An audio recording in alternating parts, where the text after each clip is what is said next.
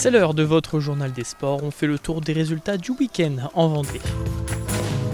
En football, les Herbiers retrouvaient Massabielle pour accueillir Saint-Malo. Sous la pluie, les visiteurs ouvrent le score dès la 6e minute de jeu par Dominique Burban. Les Arbretais en face peinent à se créer des occasions malgré quelques tirs et coups francs. À la mi-temps, ce sont bien les visiteurs qui sont devant 1-0 et au retour des vestiaires, les Arbretais obtiennent un penalty, mais il est repoussé à la 51e minute par le gardien malouin. Les Arbretais multiplient ensuite les offensives mais butent sur une défense solide. Saint-Malo se montre dangereux en contre et résiste jusqu'au coup de sifflet final pour s'imposer 1-0. Première défaite à domicile pour les Herbiers et surtout un 4e revers consécutif. C'est une passe difficile en termes de résultats, en termes d'effectifs, effectivement. Mais il faut faire face. C'est pas maintenant qu'il faut lâcher, c'est ce que je disais tout à l'heure.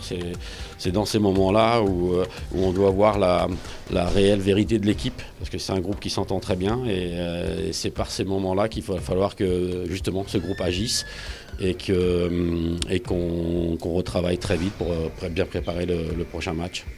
En National 3, le Poiré reste 2e derrière la réserve de Nantes après sa victoire 2-0 à Panazol.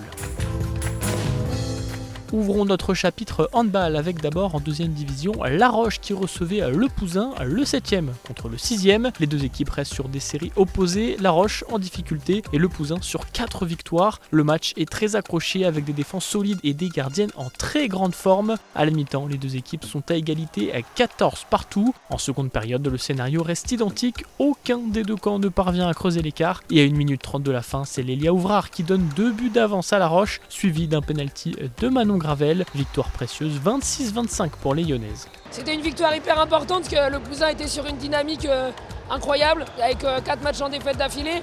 On voulait gagner parce que c'était important pour tout de suite se raccrocher au wagon de la 4e place parce que sinon on pouvait oublier les playoffs.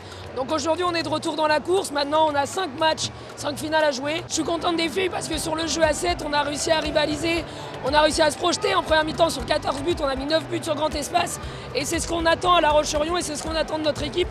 Donc en espérant qu'on ait enfin lâché ce frein à main et que l'autoroute des 5 prochains matchs se déroule comme il faut. Toujours en handball, 15e journée de National 2, Pouzauges recevait à Lasson Sport. Les Vendéens en forme démarrent fort et prennent rapidement l'avantage. Les Béarnais en face restent proches, mais Pouzauges mène bien à la mi-temps 21-17. Au retour des vestiaires, les locaux maintiennent l'écart. Et à 10 minutes de la fin, les Pouzaugés ont une belle avance 36-28 et s'imposent finalement 41-33, 8 buts d'avance, une performance qui propulse le club à la 2e place du classement, juste derrière Limoges. Je pense qu'on doit faire mieux en première mi-temps, même si on met beaucoup de buts, mais on lâche des ballons qu'on prend en gamelle. Défensivement, c'est pareil, on n'est pas non plus exempt de tout reproche. En deuxième, c'est un peu mieux. Bon, on gagne de 8 buts, on va pas faire la fine bouche. Donc ce soir, on récupère la 2e place. Et dans 15 jours, on jouera les Tech, à qui on vient de prendre la 2e place. Et dans les places pour le podium, ce match va compter. Donc il faudra qu'on élève notre niveau de jeu par rapport à ce soir.